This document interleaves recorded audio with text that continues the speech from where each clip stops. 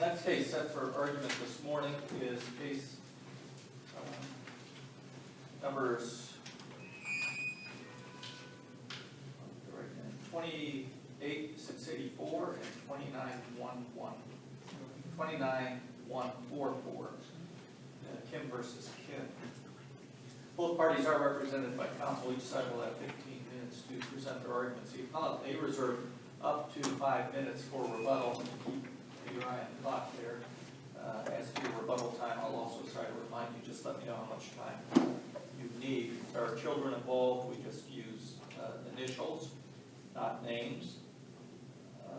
If you haven't argued in the night before, we do record the arguments and place them on the YouTube channel. That's one of the reasons we use initials and not names. We ask that you keep your voice up and stand behind the podium. That's all I have, other than to say we've read the briefs and are prepared to proceed if you are. Thank you, Your Honor.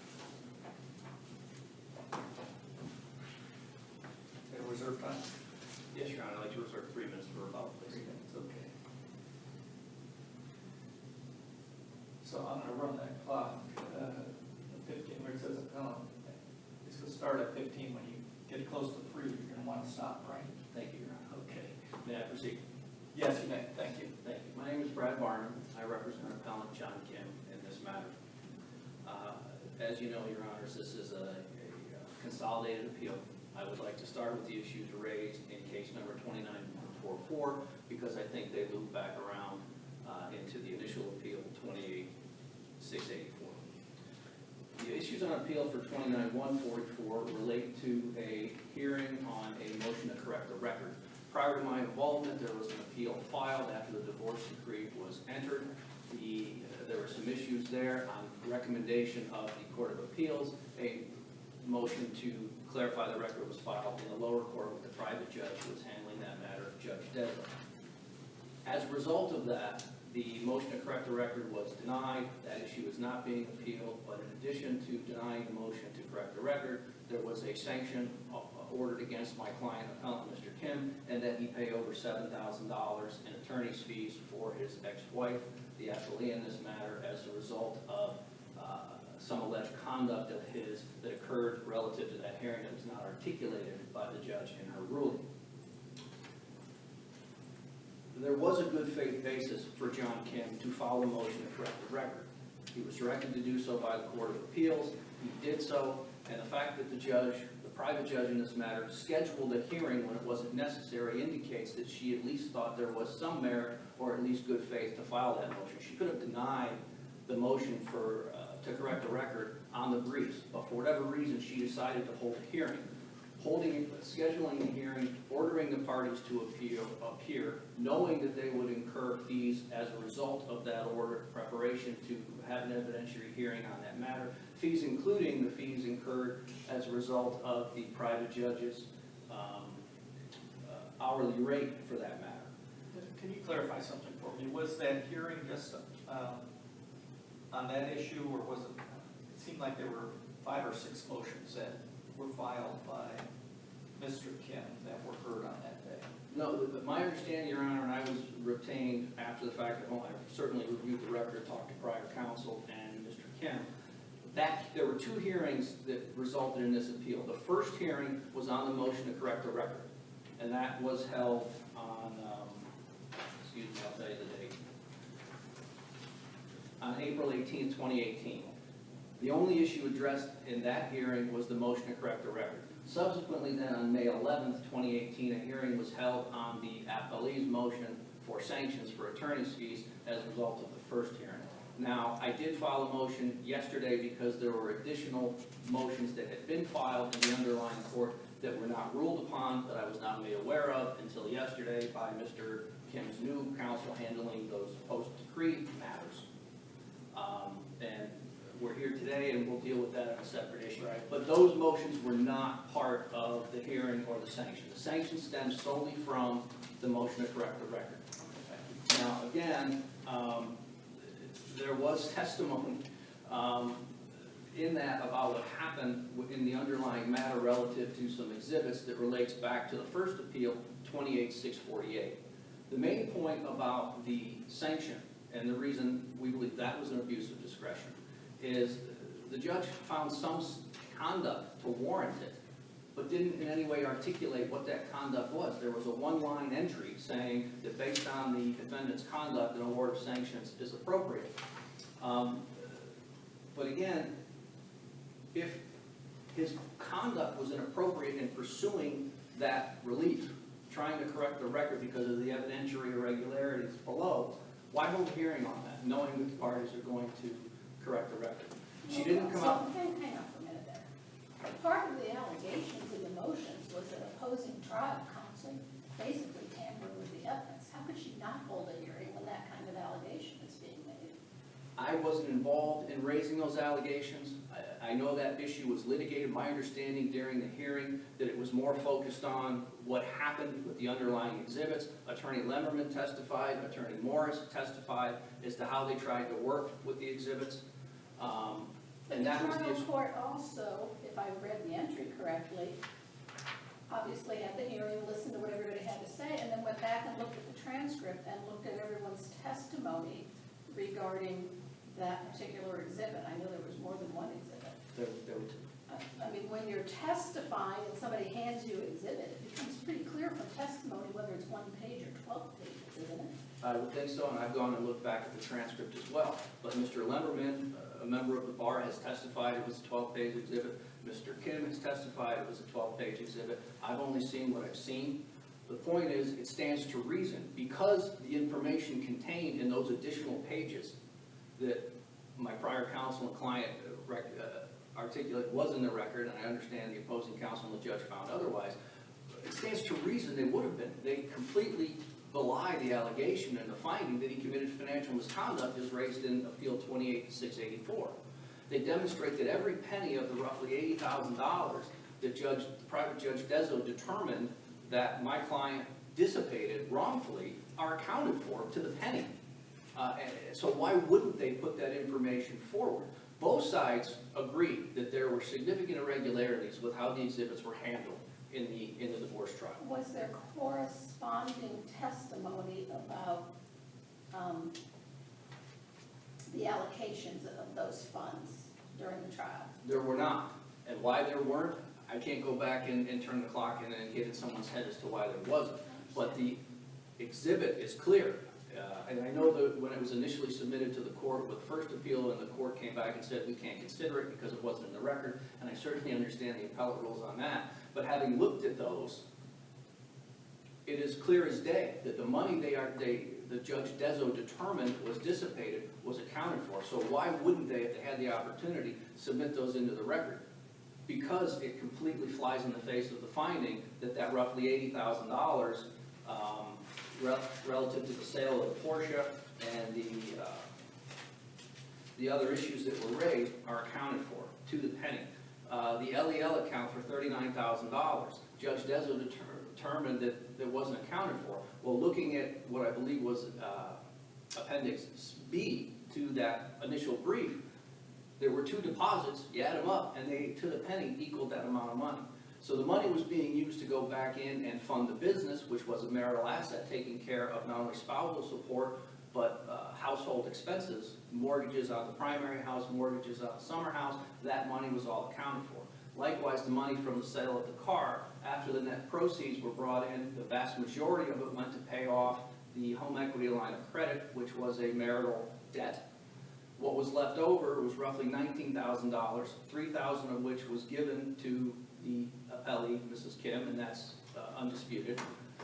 $3,000 was then awarded to Mr. Kim to offset that. There was $13,000 left over, and that money was accounted for in terms of funding Symphony Financial and other household matters. So when they mark these as exhibits, I'm assuming there's a transcript of the court reviewing the exhibits to decide if they're going to admit them or not, correct? There is a transcript. Is there any proffer, is there any statement that exhibit number 4 is a 6 or 12-page document?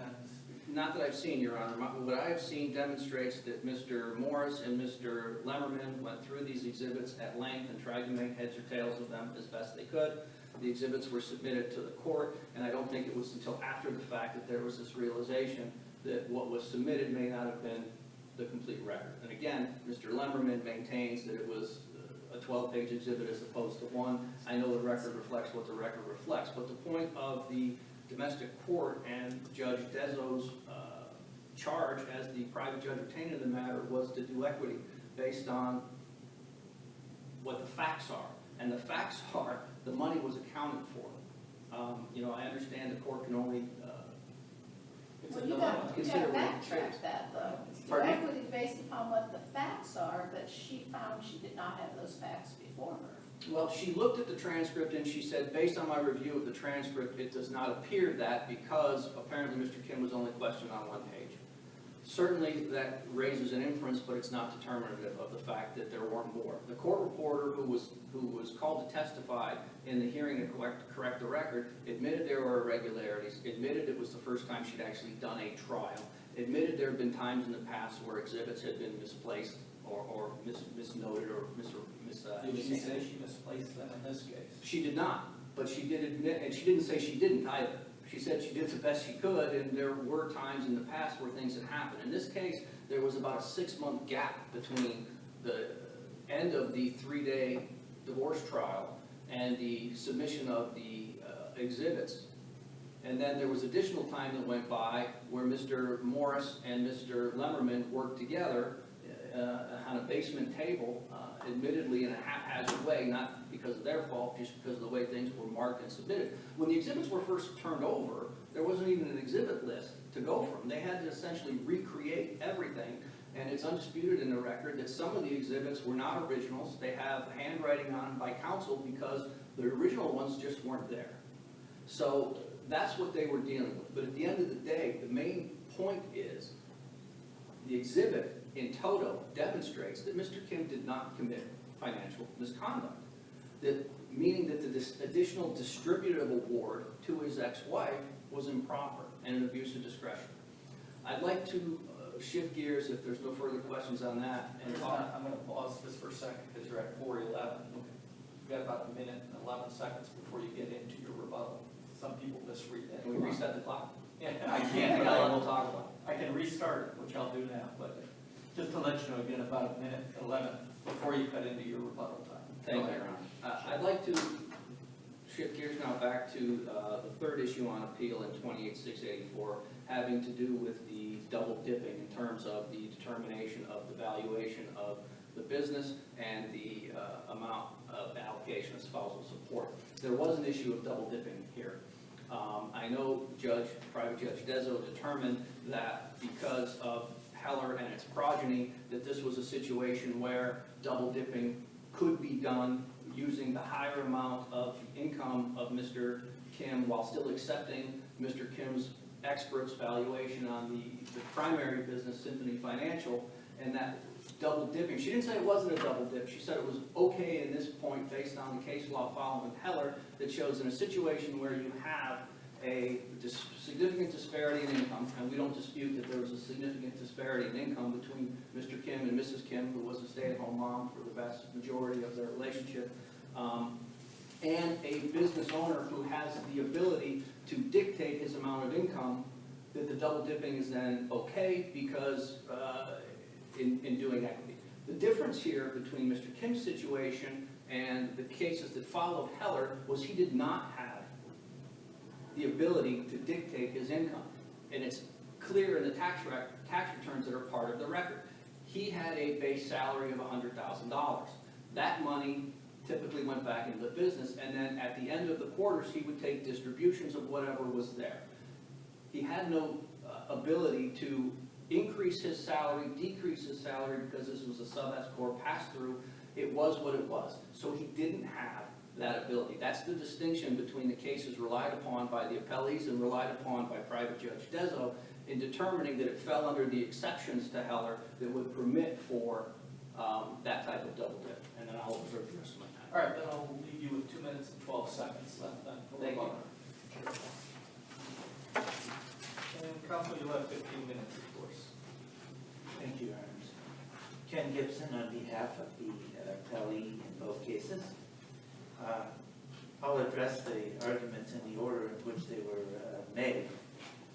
First of all, I'd like to note that there was no objection made in the trial court to the fact that the trial court had scheduled a hearing. So how can he object in the Court of Appeals to something he did not object to in the trial court? That's first of all. Second of all, if you look at the transcript, you will see that there was a request to enter into stipulations or a request by the appellee in this case to withdraw some of the allegations that were made, the very serious allegations against her and her counsel, and there was a refusal to do so in the first hearing. The first hearing went forward because there was a claim that there were facts that the appellee and her counsel tampered with records, evidence, and that was completely refuted by the testimony. It turned out that they had claimed that it was the appellee and her counsel that misfiled things with the Court of Appeals. Well, it turned out there was no contact between the records and the Court of Appeals. I mean, the appellee had no contact with those exhibits from the time they were submitted to the judge until after they were submitted to the Court of Appeals. So that allegation was completely false, and it was known to be false because the appellant's counsel himself admitted that he was the one that dealt with the exhibits and transferred them from the court reporter to the Court of Appeals.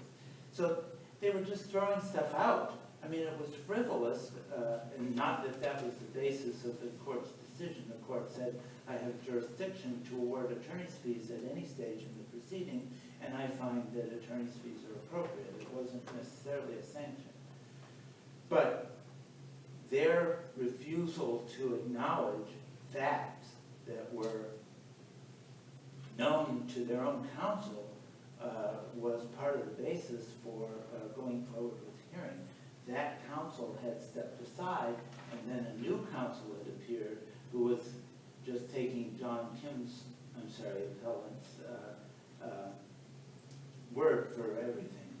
Now, there was two statements that Mr. Lemmerman, or Attorney Lemmerman, testified that the original submitted was a 12-page exhibit. I don't recall any such testimony. The only person that testified that it was a 12-page exhibit was the appellant himself, and his testimony was found not to be credible by the judge. The judge indicated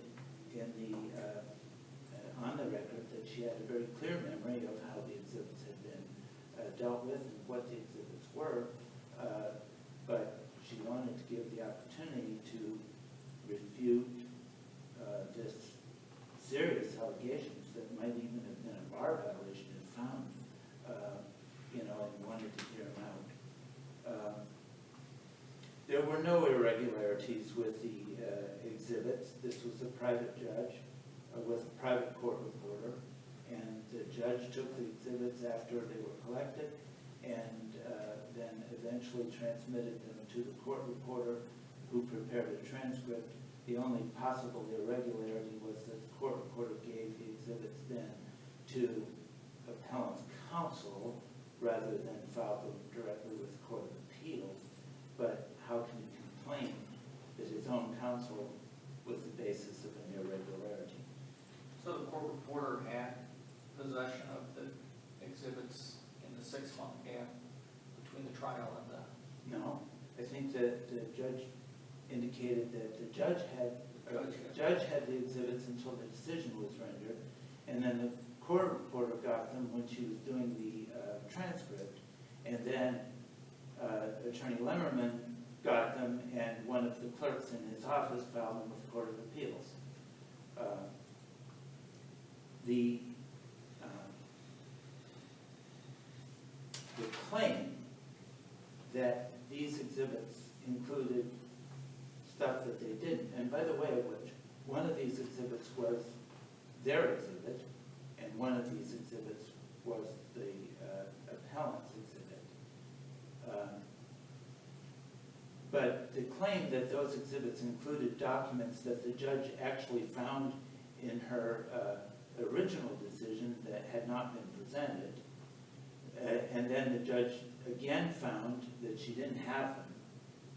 Now they're trying to put them into the record here, which completely defeats the way that this judicial system is going to, I mean, this is not a court that allows for a new trial based on exhibits that were never presented to the trial court. Mr. Gibson, let me ask you a question, and I will Sure. start by saying it's probably an unfair question, but it wouldn't be the first time, right? But to flip the argument, if you read the briefs, and the appellant's counsel, would argue that these exhibits, the missing pages, were the answer to the alleged misconduct or misappropriation of funds. They were his total defense. How could they not have been there? Well, if he has a complaint, it's with his counsel or with how the evidence was presented. But you have to remember, the judge had made a finding of contempt, and then she had set this accounting as a purge condition. So it was his obligation to present this documentation. He had not done that. He had not done that before trial. He had not done that during trial. And the judge just said, hey, I'm not in charge of presenting your evidence. You were supposed to present evidence, and I didn't get it, and therefore I am going to hold you in contempt, and the sanctions of contempt are appropriate. I mean, that's the way it is. If the documents aren't there and there's no testimony, the judge actually said, if the document had been there, there would have been testimony about those pages. And there wasn't. And her own memory was that there wasn't anything there. And the court reporter and, everybody else. The only one that testified that there was this greater amount of exhibit was Mr. Kim. And I don't even know what he provided to his counsel before trial. All right, I'd like to address the issue of the double dipping. I'll rely on the brief for everything else. RC 3105 18C1A provides that the court shall consider the income of the parties from all sources, including but not limited to income derived from property divided, dispersed, or distributed under section 3105171 of the revised code. Courts that have looked at that and said, we can't make a blanket rule that double dipping is inappropriate even when income is considered as part of the business valuation, because the statute says we must consider it. All right? Now, does that mean that there's no consideration that the court can give to the fact that the valuation had been considered as part of the business valuation? I don't think so. I think under 3105 18C1N, the court is allowed to consider any other reasonable basis, any other facts. And the court might, under N, say, okay, in this particular circumstance, I'm going to weigh N because of the fact that I considered the income in the valuation and not use that, not use A as a strong factor in determining spousal support. Okay, so the critical part of that analysis is that each one of these things are merely a factor. The judge has to consider all of the factors in determining spousal support. And the weight that the judge gives to each factor is within the judge's sound discretion. So what the question is considering the fact that this statute requires her to consider the income that was the actual income, regardless of whether it was the basis of an appraisal or not, is that outweighed by this other equitable factor in saying, well, I'm not going to do it. And, you know, some cases have said, well, we'll not do it because it's double dipping. But in this particular case, the judge actually considered all of the factors, including the issue of double dipping, and said, on the basis of this fact, not only the fact that there was an income disparity, which there was, a huge one, but on the fact that there was a long-term marriage and she wasn't giving permanent spousal support, that the income standard of living for the parties was extremely high, and that a wife would never have that standard of living after the spousal support stopped. The fact that she had given up her career in order to raise the children, and she would not be able to even get back to the income level that she had before the children were born. The court considered all of these factors and set them forth in her decision. How can you then find that she abused her discretion in the weight that she provided to this potential factor N in double dipping? The courts have said it's a case-by-case analysis. You have to look at all the factors. The judge did so, and I submit that it was not an abuse of discretion in this case. Did the court analyze the effect on Mr. Kim of the double dipping? The court did. The court did, and the court did make a finding that he was able to determine his own income, and that finding was in fact correct because he was the sole owner of his own business. The fact that he set a salary of $100,000 doesn't mean he couldn't have set it at $200,000 if he wanted. Now, I guess the other side is saying then that she did not consider his expert's testimony concerning his income, or did she discount that testimony? No, neither. The expert testified that this was his income level, and everybody agreed. She found that was his income. She used the lower of the range of income and the most current income.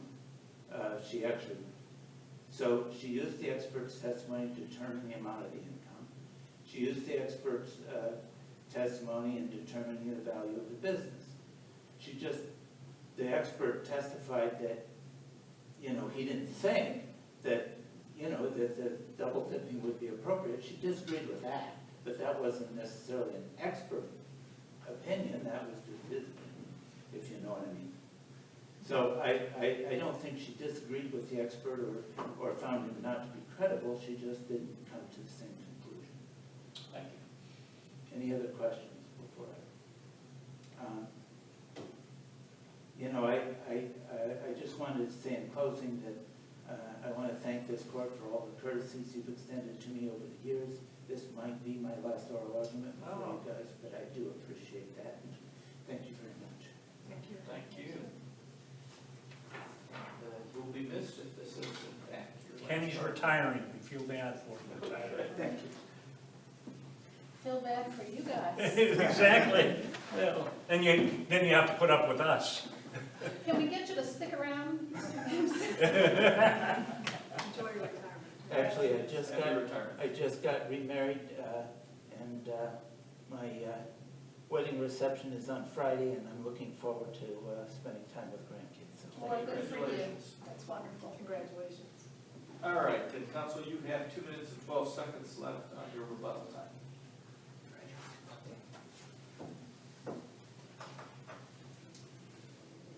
Private Judge Dezo did disregard the testimony of the only expert in the case, Mr. Kim's appellant's expert. She agreed with him on the valuation of the business, both businesses, the primary business, Symphony Financial, and the law firm. Agreed to the penny, but then she discounted what he had to say about the normalized value of Mr. Kim's income. The normalized value of his income was in the $300,000 range, yet Judge Dezo took the $500-some thousand, which was an average income over a 3-year period, and completely discounted the sole expert's testimony regarding how he came to the actual income level. So that's clear in the record. Opposing counsel mentioned there was a finding of contempt and a failure to purge. That's just not accurate. There were mutual findings of contempt against both parties. Both parties were given an outline to purge, and the record is clear that they both did. They both provided the information the court required to satisfy those conditions, and both findings were purged.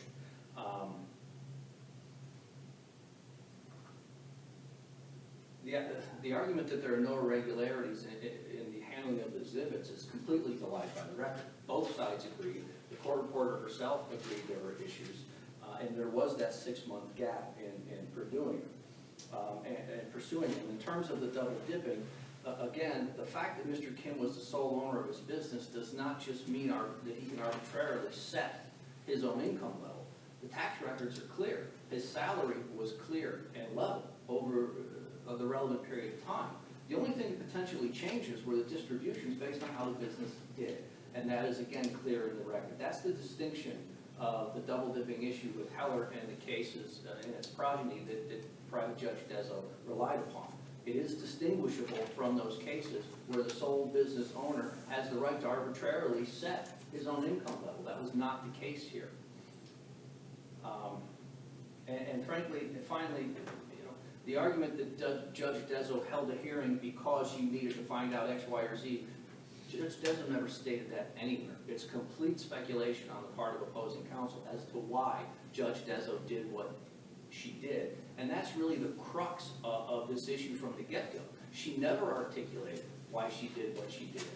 And ultimately, based on what I laid out in the briefs, that's why she abused her discretion on these issues and the other issues raised in the brief that I didn't have the opportunity to address.